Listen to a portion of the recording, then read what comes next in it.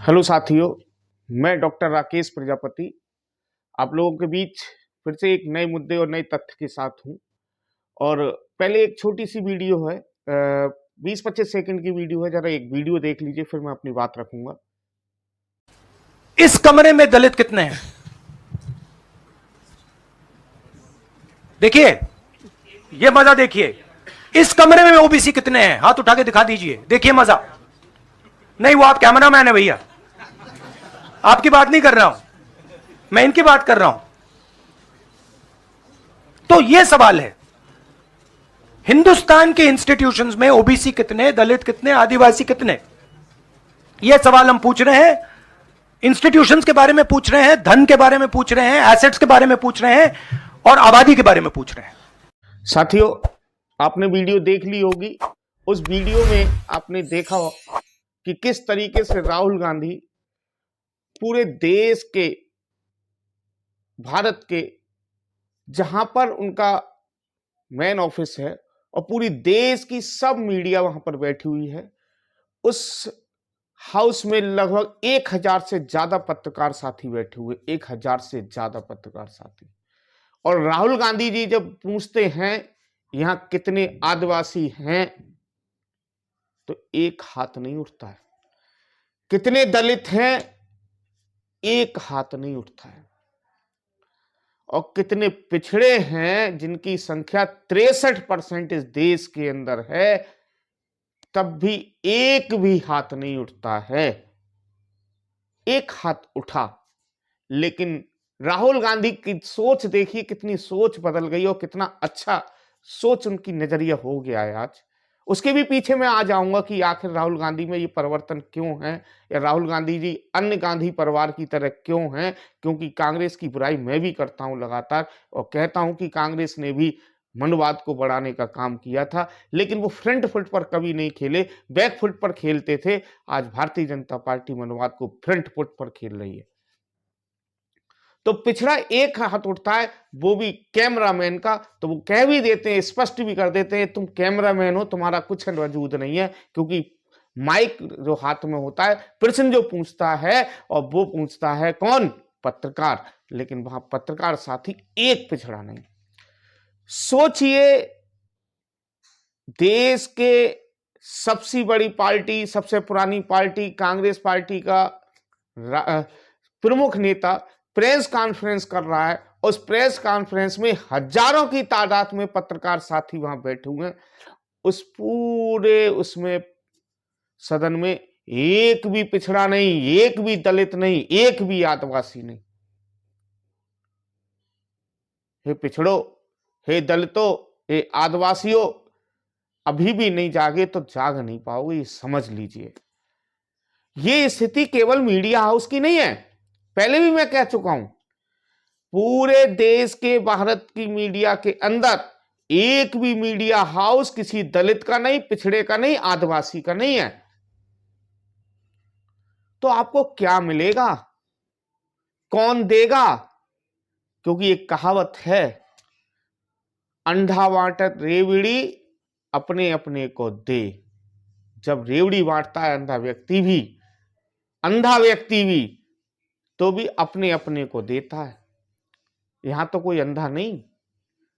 यही स्थिति केवल मीडिया हाउस की नहीं, यही स्थिति देश के ब्यूरोक्रेसी की है। अभी राहुल गांधी जी ने सदन में कहा था, और सदन के लोगों को मिर्ची लग गई, भारतीय जनता पार्टी के लोगों को मिर्ची लग गई। देश का पिछड़ा समझ ही नहीं पाया कि राहुल गांधी कहां चोट कर रहे हैं। उन्होंने कहा कि प्रधानमंत्री सचिवालय में 90 में मात्र तीन, कितना हुआ 90 में 3? 4% सचिव हैं पिछड़े, 4% सचिव।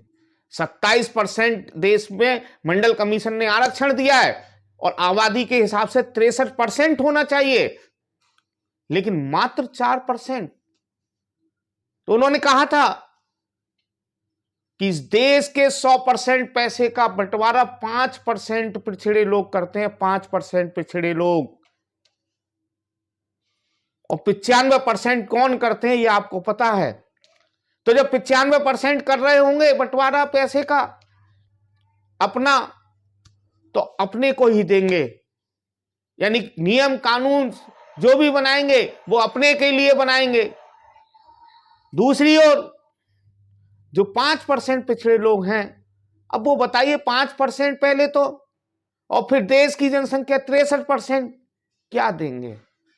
हे पिछड़ो, हे दलितों, हे आदिवासियों, आपको समझने की जरूरत है।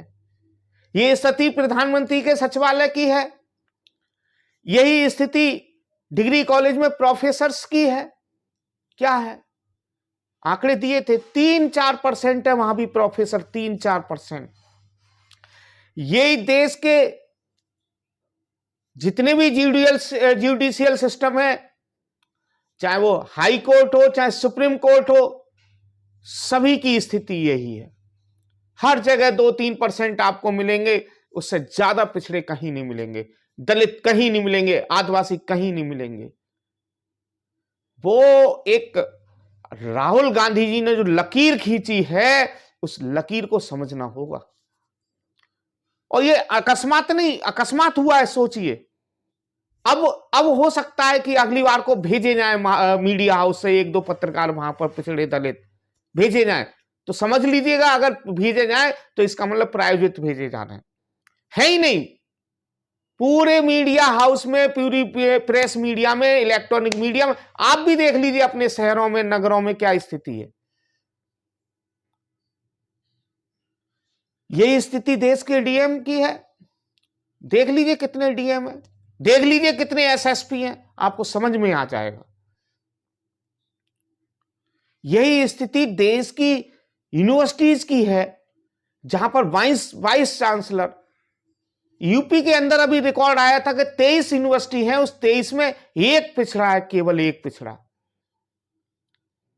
अरे भाई 63% आबादी है, 63% आबादी को मार दो गोली, लेकिन देश का संविधान, देश का मंडल कमीशन 27% की तो बात करता है, 27% तो मिल जाए पिछड़ों को। लेकिन दोषी कौन? हम पिछड़े, हमें जागरूकता ही नहीं है। हमारी आवाज कौन उठा रहा है? इस देश की आवाज पिछड़ों की उठा रहे हैं लालू प्रसाद यादव, इस देश के पिछड़ों की आवाज उठा रहे हैं नीतीश कुमार, इस देश के पिछड़ों की आवाज उठा रहे हैं तेजस्वी यादव, इस देश के पिछड़ों की आवाज उठा रहे हैं एमके स्टालिन, देश के पिछड़ों की आवाज उठा रहे हैं केसी राव, इस देश के पिछड़ों की आवाज उठा रहे हैं अखिलेश यादव, और बहुत सारे नाम हैं। और यहां एक नया नाम जुड़ रहा है, हालांकि वो ब्राह्मण जाति से आते हैं, जिनका नाम राजीव गांधी है। और ब्राह्मण भी लोग नहीं मानते उन्हें, तो मुस्लिम कहते हैं, मुल्ला कहते हैं।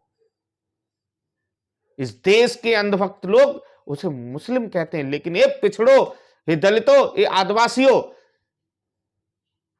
ये अल्पसंख्यों, अगर आज आपकी कोई बात कर रहा है इस देश के अंदर, तो सबसे ज्यादा मुखर होकर के राहुल गांधी कर रहे हैं। आज तक जो उस दिन देश की मीडिया के सामने हुआ, देश की मीडिया भी चौंक गई कि एक देश का इतना बड़ा नेता ऐसी बात कर सकता है, इतनी खुली बात कर सकता है। धन्य है राहुल गांधी, सल्यूट यू। आपने वो कर दिखाया जो आज तक कोई देश का नेता नहीं करके दिखाया। आपने पिछड़ों की आवाज को इतनी मजबूती से उस दिन उठाया, दलितों की इतनी मजबूती से उठाया, आदिवासियों की इतनी मजबूती से आवाज उठाई। देखिए, मैंने पहले भी कहा है, पिछड़ा दलित आदिवासी कहा करूं तो इसमें सारे माइनॉरिटीज आ जाते हैं। क्यों? क्योंकि पिछड़ों की भी सर्वे हो चुका है, केवल मुस्लिम 4%, टोटल जो जनसंख्या है उसका 2.5% मुस्लिम सामान्य में आता है, बाकी सब पिछड़े में आते हैं। चाहे कुरैशी सही, फारूकी सही, सैफी सही, इलियासी सही, इदरीसी सही, मंसूरी सही, ये सारी जो जातियां हैं वो सब जो हैं पिछड़ी जातियों में आती हैं।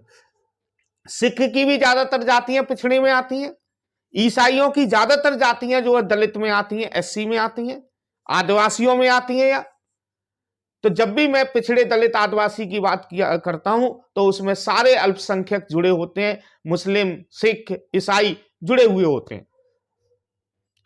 तो समझना होगा कि आज हमारी आवाज उठा रहा है कौन उठा रहा है? राहुल गांधी। इसके लिए मैं थोड़ी बात पीछे बैक फ्लैश में ले जाना चाहता हूं। देखिए, मैंने पहले ही कहा कि कांग्रेस भी मनवादी विचारधारा की शिकार थी, इसीलिए कांग्रेस ने भी कभी किसी को आगे नहीं बढ़ने दिया, पहले नहीं बढ़ने दिया। लेकिन राहुल गांधी, सोनिया गांधी और प्रियंका गांधी, इन तीनों पर आरएसएस का प्रभाव नहीं पड़ा, इंपैक्ट नहीं पड़ा। क्यों नहीं पड़ा उसके पीछे मैं जाता हूं। बात करूंगा मोतीलाल नेहरू से। मोतीलाल नेहरू पूरी तरीके से आरएसएस विचारधारा के थे। उसके बाद जवाहरलाल नेहरू पर भी उनका प्रभाव पड़ा, क्योंकि बेटे थे, उनके साथ रहे, उनके संस्कार सीखे और इसीलिए ब्राह्मणवादी व्यवस्था के या मनवादी व्यवस्था के शिकार रहे। उसके बाद इंदिरा गांधी, चूंकि उनकी बेटी थी, उनके साथ रही, उन पर भी प्रभाव था। उनके बाद राजीव गांधी, वही राजीव गांधी हैं। मैं देखिए जिसका विरोध करता हूं, बताता हूं, ये वही राजीव गांधी थे जिन्होंने मंडल कमीशन पर 4 घंटे भाषण दिया था विरोध में। मंडल कमीशन के विरोध में 4 घंटे भाषण दिया था और मंडल कमीशन का विरोध किया था। लेकिन भारतीय जनता पार्टी बहुत अच्छी नहीं थी, उन्होंने तो सरकार गिरा दी थी वीपी सिंह की, विश्वनाथ प्रताप सिंह की। और अटल बिहारी वाजपेयी कमंडल यात्रा लेकर के निकल गए थे मंडल के विरोध में। और सारथी, अर्जुन के सारथी थे ना, वैसे ही उनके सारथी पता है कौन थे? लाल कृष्ण आडवाणी के। लाल कृष्ण आडवाणी कमंडल यात्रा लेकर के निकल गए थे, तो उनके सारथी थे आज के देश के प्रधानमंत्री नरेंद्र मोदी जी। उस समय उनकी सारथी की भूमिका निभा रहे थे। यानी कि पिछड़ो, तुम्हें याद रखने की जरूरत है, तुम्हारा विरोध भारतीय जनता पार्टी ने कमंडल यात्रा निकाल कर किया था। राहुल गांधी भी थोड़ी सी आरएसएस, राजीव गांधी भी थोड़ी सी आरएसएस विचारधारा के रहे। लेकिन चूंकि सोनिया गांधी इटली में पड़ी बड़ी, वहीं से बड़ी हुई, और ये कहावत है हमारे देश में, क्या साइकोलॉजिस्ट कहते हैं, मनोवैज्ञानिक कहते हैं कि जो पिछले 10 साल बच्चा शुरुआत के 10 साल में सीखता है वही आगे तक चलता है। इसीलिए सोनिया गांधी पर कोई भी आरएसएस का प्रभाव नहीं था, उन पर वहां की जाति व्यवस्था का कोई प्रभाव नहीं था, उनके अंदर कोई भी मनवादी विचार नहीं था। और यही प्रभाव राहुल गांधी और प्रियंका गांधी में भी है। क्यों? क्योंकि अधिकांश जो है राहुल गांधी का बचपना जो बीता वो इटली में बीता, प्रियंका गांधी का अधिकांश बचपना जो बीता वो इटली में या विदेशों में बीता। इसीलिए राहुल गांधी पर और प्रियंका गांधी पर आरएसएस का प्रभाव नहीं है। और आज इसीलिए राहुल गांधी इतना मुखर होकर के, इतना आज तक इस देश में कोई भी नेता पिछड़ों के लिए, दलितों के लिए इतना मुखर होकर के बोलते हुए आपने देखा हो तो आप भी बताने का कष्ट करें, मैंने तो नहीं देखा। और आज केवल वो मुखर होकर के बोल नहीं रहे, अपनी कार्यशैली में भी स्पष्ट कर दिया है। कैसे? बताता हूं। उन्होंने भी बताया था, इस समय देश में, भारत में 4 मुख्यमंत्री उनके हैं जहां केवल उनकी सरकार है अकेले। कई जगह उनकी और गठबंधन की सरकार है, लेकिन 4 में वो अकेले हैं। 4 में 3 मुख्यमंत्री उन्होंने पिछड़े समाज से बनाए हैं। छत्तीसगढ़ भूपेश बघेल जी, सिद्धरमैया कर्नाटका, अशोक गहलोत राजस्थान। 4 में 3 मुख्यमंत्री पिछड़े। तो आज वो केवल हवाई बातें नहीं कर रहे, पिछड़ों को, दलितों को सम्मान भी देने का काम कर रहे हैं। देश की सबसे बड़ी पार्टी कांग्रेस पार्टी का राष्ट्रीय अध्यक्ष आज खड़गे जी दलित समाज से, एससी समाज से हैं। तो दलितों को सम्मान देने का काम लगातार, पिछड़ों को सम्मान देने का काम भी कर रहे हैं। दूसरी ओर आ जाते हैं भारतीय जनता पार्टी। 10 में से मात्र एक, 10 में से मात्र एक, याद रखो, पिछड़ो, देख लो, समझ लो, 10 में से मात्र एक पिछड़ा, और वो भी मजबूरी में है। वो तो प्रधानमंत्री पद का दावेदार था। जब 2014 की बात चल रही थी, 2013 में शिवराज सिंह चौहान का नाम ऊपर था, सब लोगों को पता है 2013 में। लेकिन आरएसएस ने और लच्छेदार भाषणों ने मोदी जी को आगे कर दिया। नहीं तो 2013 में शिवराज चौहान का नाम ऊपर चल रहा था प्रधानमंत्री की दौड़ में। वही शिवराज चौहान आज मध्य प्रदेश से एकमात्र 10 में से एकमात्र पिछड़ा मुख्यमंत्री हैं बीजेपी की तरफ से, और वो भी बेचारे हट जाएंगे। हट भी गए थे वो तो बस फ्रॉड करके, धोखा करके, खरीदारी करके, खरीद फरोख्त करके मध्य प्रदेश में सरकार बना ली, खरीद फरोख्त करके महाराष्ट्र में सरकार बना ली, खरीद फरोख्त करके बिहार में सरकार बना दी।